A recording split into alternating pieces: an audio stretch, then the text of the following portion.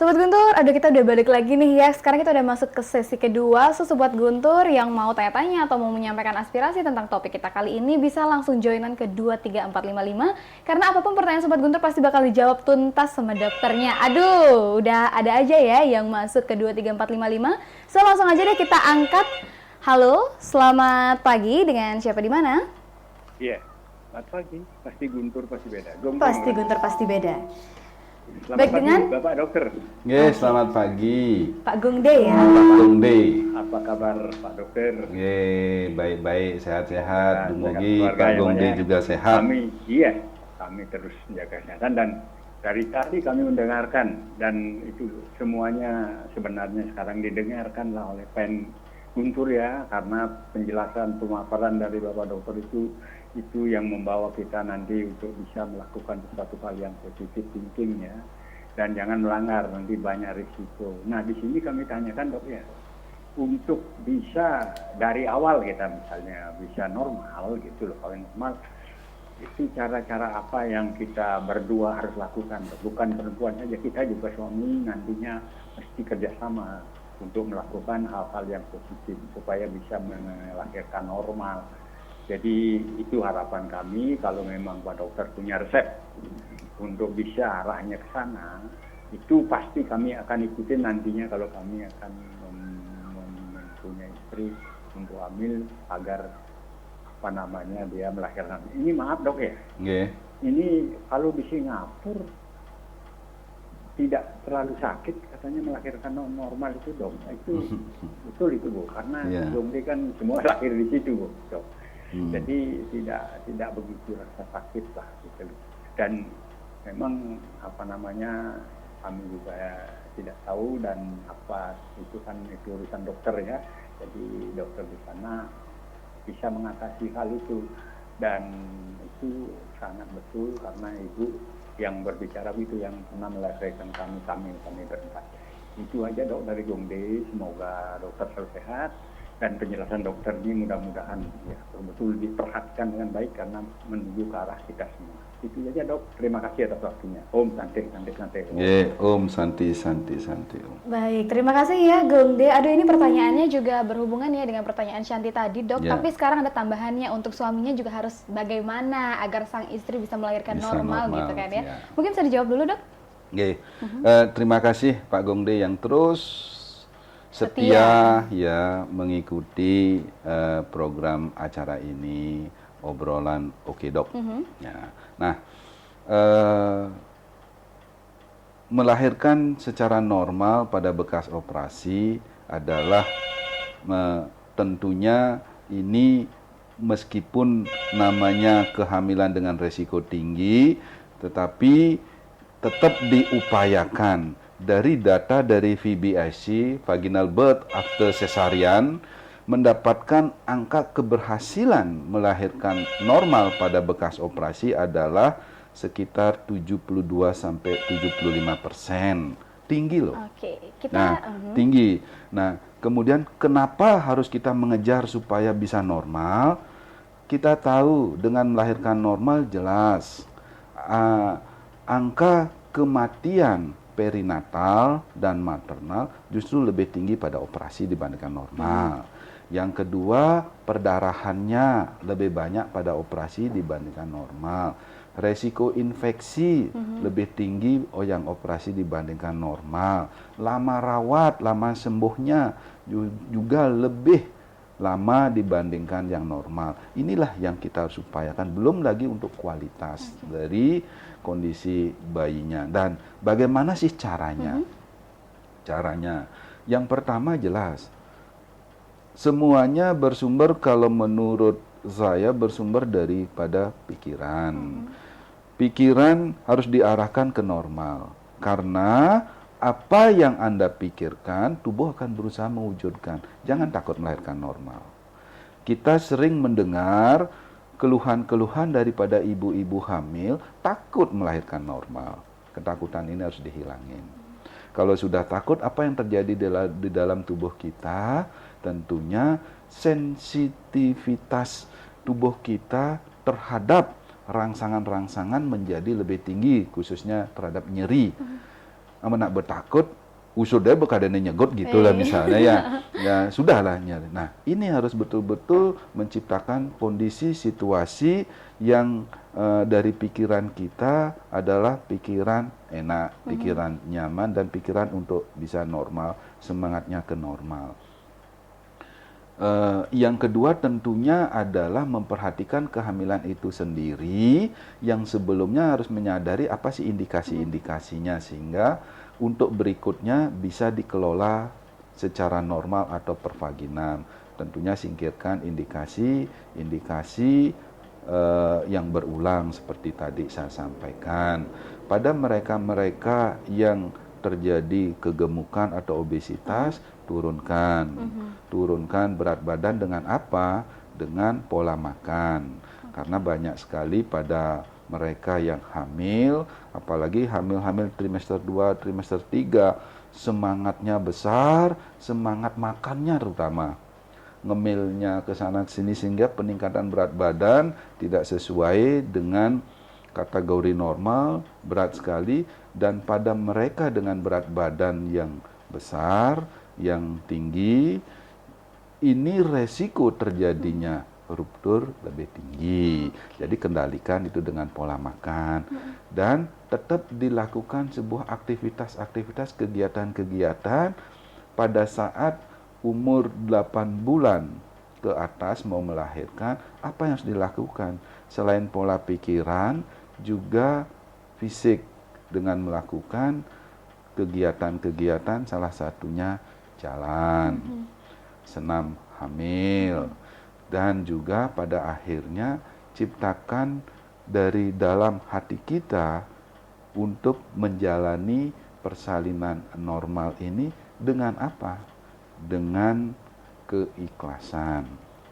Itu kunci-kuncinya sehingga beberapa kali dan bahkan di klinik saya pada mereka yang bekas operasi berhasil melahirkan, berhasil melahirkan. Dan memang benar Pak yang disampaikan Pak Gongde, melahirkan normal itu bukan sakit. Bukan sakit, jangan berpikir. Nah inilah logika, sakit itu adalah sensasi loh. Sensasi seperti apa itu, Dok? Sensasi yang tidak enak. Kalau sudah dia merasakan sakit bagaimana? Nah, kalau saya sering menekankan kontraksi, rahim kontraksi yang menekan untuk menurunnya janin untuk turun. Wah nyerinya udah gini. Nah, tapi ketika saya datang, baru saya pegang, hilang nyerinya. Oke, Dok. Ih, Pak Dokter sudah tenang. Nah, itu. Kita angkat dulu yang lagi satu ini, Dok, dulu ya, Dok ya. Oke, kita angkat dulu. Halo, selamat pagi. Dengan siapa di mana? Selamat pagi. Halo. Ya, halo. Halo. Halo. Halo, selamat pagi. Om Swastiastu. Om Swastiastu. Saya singkat saja ya. Dokter satu ini saya melihat sangat sibuk terus ya. Jogging ke desa-desa, sibuk di organisasi politik, olahraga, dan lain-lain ya. Saya apresiasi sekali ya, menyaksikan Pak Dokter membantu masyarakat melalui jogging ke desa-desa, bisa terjamin kesehatan masyarakat dengan terkena PDB ya. Dan yang paling menyarankan ini berita ini Pak, informasi benar tidaknya, maaf Pak Dokter ya. Gitu ya. Katanya Pak Dokternya ada dokter yang kadang dokter yang sakit katanya ya. Sakitnya begini, benar bisa Pak Dokter meramalkan bagi ibu-ibu yang akan melahirkan bahwa bayi yang akan lahir itu bisa dijebak wanita atau laki-laki. Oke, mohon maaf Bapak, mungkin bisa diulang dulu untuk pertanyaannya. Nah, begini Pak Dokter ya, banyak Pak Dokter mengatakan bahwa dokter sakti kadang dikatakan. Dokter sakti. Karena ya bisa meramalkan atau mendebak bagi ibu-ibu yang akan melahirkan bahwa bayi itu akan lahir wanita atau laki-laki. Dan juga bisa memberikan saran jika orang tua ingin memiliki anak laki-laki atau perempuan. Ini luar biasa sekali ya. Kalau benar itu bagaimana Pak Dokter? Apa secara medis atau secara spiritual? Terima kasih. Dan yang terakhir, atas bantuan Pak Dokter pada masyarakat, membantu masyarakat desa Puking, mudah-mudahan Tuhan akan merasa segala yang Pak Dokter kerjakan bisa sukses. Terima kasih dan selamat pagi. Baik, terima kasih untuk penelpon kedua kita ya Dok ya. Oke, kita angkat satu lagi penelpon. Bisa diangkat langsung. Halo, selamat pagi. Dengan siapa di mana? Nanti Gongde nyanyi sedikit lagi boleh? Oke, dari Gongde ya. Silakan Ya, Gongde. baik. Pak Dokter, Nggih. kan sudah Bapak jelaskan tadi, memang syarat itu betul-betul mutlak. Apakah boleh baru mandat itu kita langsung periksa ke dokter ahli kandungan gitu dok? Ya. Agar terus aman. Apa itu lebih efektif dokter? Itu saja. Terima kasih. Nggih. Baik, terima kasih ya Gongde. Dan kita sudah ada 2 pertanyaan lagi dok, tapi sebelum itu mungkin bisa dijawab dulu untuk pertanyaan Gongde tadi mengenai usaha dari laki-lakinya harus seperti apa nih dok? Tetap pada pendamping dalam hal ini suami juga harus memahami, harus mengerti kondisi psikologis dari Sang istrinya yang dalam kondisi sedang hamil dan mau melahirkan. Harus menyadari bahwa kecemasan, kekhawatiran, ketakutan pada ibu hamil itu akan muncul. Jangan kita ikut panik, jangan kita ikut cemas. Apalagi ikut nakut-nakutin ya dok ya? Kenapa? Ini sering sekali terjadi tanpa disadari oleh pendampingnya suami. Suaminya malah lebih panik daripada istrinya. Untuk diketahui bahwa gelombang pikiran itu sifatnya tarik-menarik. Kalau kita cemas, di pendamping kita pasti cemas. Kalau kita khawatir, pendamping kita pasti khawatir. Nah, kalau misalnya kita tahu teori itu, istri cemas, kita harus gelombang kekhawatiran cemasan ini harus ditanggulangi dengan ketenangan, kenyamanan. Gimana caranya komunikasi? Tenang saja, tidak apa-apa. Dan itu saya lakukan kepada semua pasien saya, makanya pasien akan merasakan nyaman. Jangankan dipegang, melihat saja mereka sudah nyaman. Karena apa? Karena dari dalam kita vibrasikan gelombang kenyamanan. Dan semuanya pasti juga tahu kenapa kok sama orang ini enak loh, kenapa sama ini kok enggak enak loh. Nah ini, dari dalam diri kita inilah munculkan gelombang-gelombang kenyamanan yang divibrasikan melalui pikiran kita, sehingga di sekitar kita akan enak, tenang, nyaman, dan juga termasuk pada kehamilan ini.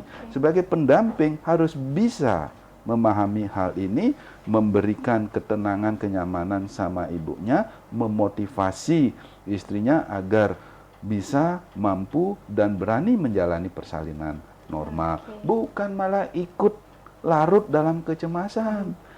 Kalau sudah cemas 1, membias ke suaminya, cemasnya 2 jadinya. Iya. Belum lagi keluarga yang lainnya. Ini harus dipahami bahwa kecemasan yang merupakan gelombang pikiran adalah tarik-menarik. Harus kita potong sebagai pendamping itu. Terus kemudian apa yang disampaikan oleh yang Penelpon kedua tadi penelpon kedua, bahwa ya terima kasih bahwa itu merupakan bagian daripada kita selaku masyarakat harus peduli sama masyarakat juga. Sakti juga ya di dokter.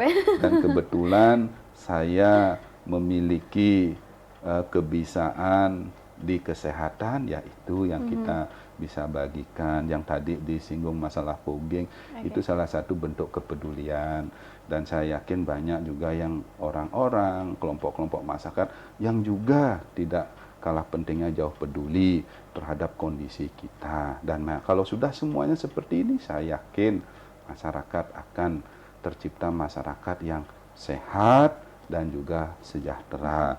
Terus kemudian yang dikatakan bisa kita tahu bahwa ini laki perempuan, ya orang saya punya alat. Orang saya, alat itu kan mata. Coba kalau kita tidak punya mata, bagaimana bisa kita tahu bahwa orang ini laki atau perempuan? Itu pasti jelas karena ada alat dan kita bisa menggunakan alat dan mengerti tentang alat itu. Banyak juga yang punya alat tapi dia tidak bisa menggunakan alat itu, sama aja juga bohong. Apalagi orang yang tahu, mengerti tapi tidak ada alat, sama aja juga. Nah kemudian yang saya sampaikan tentang masalah anak laki-laki perempuan, yang saya sampaikan adalah teori yang saya dapatkan. Ya namanya pelajaran saya itu, ilmu saya itu pasti mendapatkan teori-teori. Teori inilah dipraktikkan, saya ajarkan ke pasien, saya bagikan teori itu. Ya ternyata berhasil, berarti sesuai dengan Oke, mungkin bisa dibagi teori. tipsnya juga dikit dok, agar Pada nanti ya. periode-periode lain ada. Oke, Karena ditunggu kita dulu khusus, ya Sobat ya. Guntur yang ingin tahu bagaimana caranya untuk mendapatkan anak laki-laki ataupun perempuan nanti. Kita tunggu bersama terus ya. kemudian ini dari Pak Gongde, pertanyaan yang berikutnya adalah masalah mandeg, telat haid. Ya, telat haid, apakah segera melakukan pemeriksaan? Justru ketika kita telat dan rasanya bahwa itu adalah kehamilan, segeralah melakukan pemeriksaan. Apa yang perlu untuk diketahui? Pertama, pada awal-awal mandegnya, telatnya ini, kita harus tahu benar hamil nggak kita. Oke, Karena orang telat belum tentu hamil. iya benar. Yang kedua, kalau itu benar hamil, hamilnya di dalam kandungan apa di luar kandungan? Oke, itu gimana bedanya dok? Iya jelas. Dari alat Kalau di luar kandungan itu seperti di luar, apa? berarti kalau hamil di dalam kandungan, bakal kehamilannya itu ada di rahim. Oke. Kalau dia itu positif atau hamil, ternyata di dalam rahimnya tidak ada apa-apa, kita curiga di luar kandungan, harus ditindaklanjutin lagi. Karena kalau hamil di luar kandungan, jelas resikonya Oke. besar. Dan juga kita melihat pertumbuhan atau perkembangan sesuai enggak dengan telatnya. Oh ini telatnya baru 8 minggu, baru diukur, ini kok 4 minggu. Berarti ada waktu, enggak ini enggak berkembang. Enggak ini memang pertumbuhannya terhambat dan lain sebagainya. Banyak pemeriksaan awal ini penting sekali. Banyak hal yang bisa kita ketahui dari pemeriksaan-pemeriksaan itu untuk kedepannya supaya bisa kita memberikan penanganan-penanganan, pengobatan-pengobatan tentunya yang baik.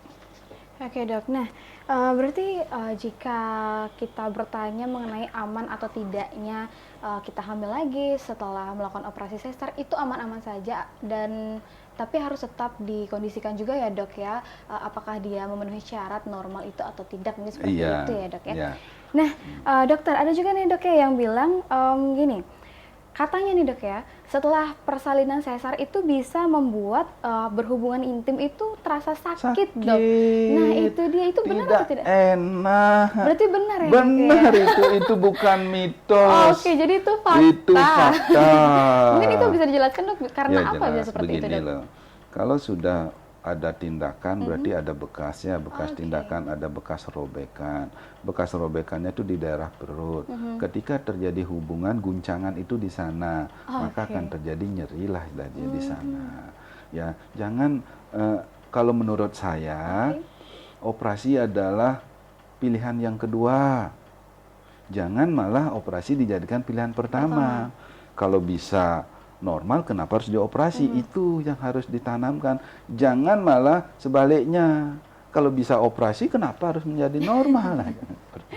Oke, jadi ini benar ya dok ya. Nah lalu dok, untuk anaknya sendiri dok, untuk bayi yang akan dilahirkan nanti, karena tadi sudah sempat dokter katakan bahwa jika persalinan itu normal, bayi itu kualitasnya akan lebih baik. Itu dari segi pemikiran atau mungkin dari segi kualitas fisiknya, atau seperti apa nih dok maksudnya dok?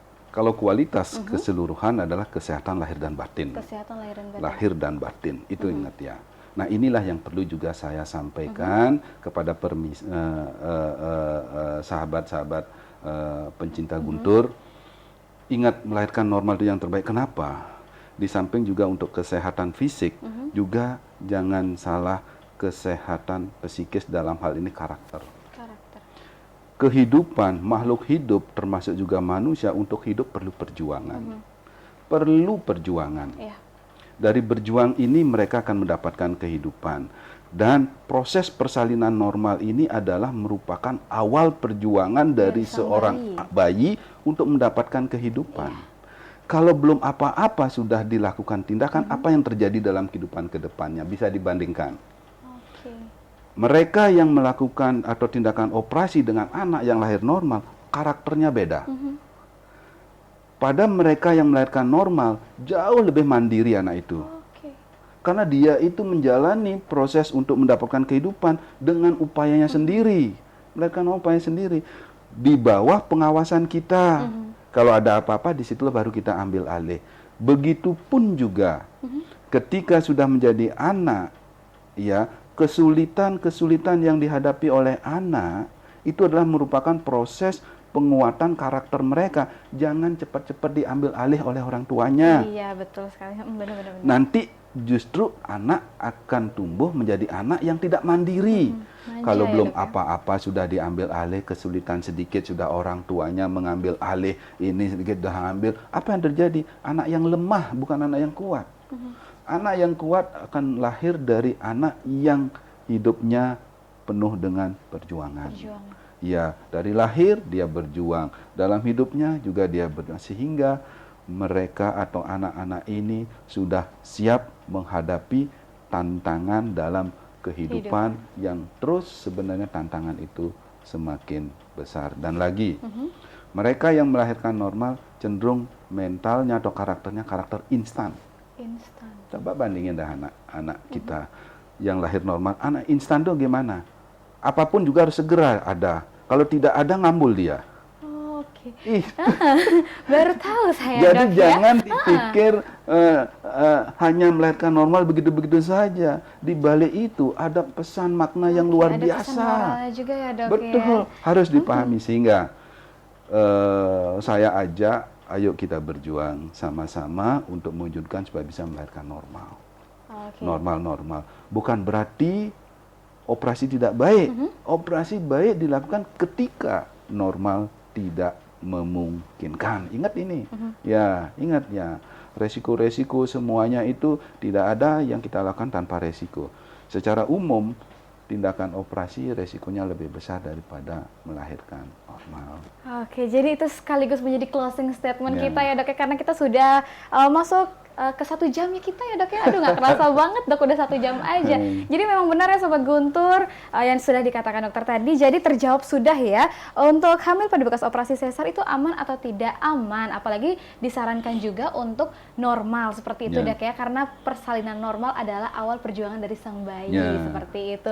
Aduh, nggak kerasa ya, Sobat Guntur, karena sudah 1 jam kita bersama. Buat Sobat Guntur yang mungkin kelewatan, tidak dapat mendengarkan perbincangan Oke Dok kali ini, bisa langsung ke channel YouTube-nya Radio Guntur untuk bisa menyaksikan lebih rinci lagi tentang perbincangan Shanti dan juga Dokter Caput kali ini. Dan buat Sobat Guntur yang mungkin masih ada pertanyaan-pertanyaan yang belum terjawab kali ini, bisa langsung dikirimkan via kolom komentar di channel YouTube tersebut. So langsung aja, karena sudah 1 jam, Shanti kembalikan lagi ke rekan Tami. Silakan rekan Tami.